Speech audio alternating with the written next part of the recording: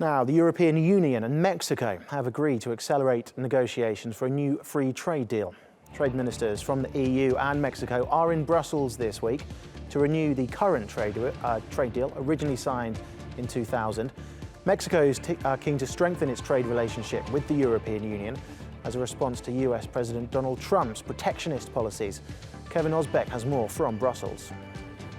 The trade talks here in Brussels will last all week, and this is the third round of talks between Mexico and the EU as they try to reach a free trade deal.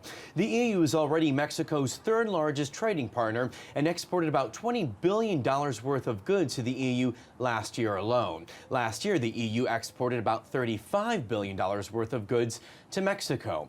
These talks can last for years before a deal is reached, but the EU has been very vocal that it is very keen to sign more free trade deals sooner rather than later. It signed a free trade deal with Canada last year, and by the end of this year, it hopes to sign a free trade deal with Japan.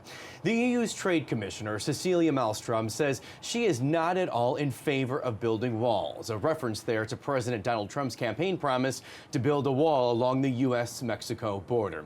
So what we see here is a divergence of philosophies between the EU and the U.S. The EU is championing free trade right now as the engine of economic growth, while President Donald Trump has been very critical of these free trade deals. But here in Europe, there are still plenty of free trade critics who worry free trade has been behind a collapsing of the middle class.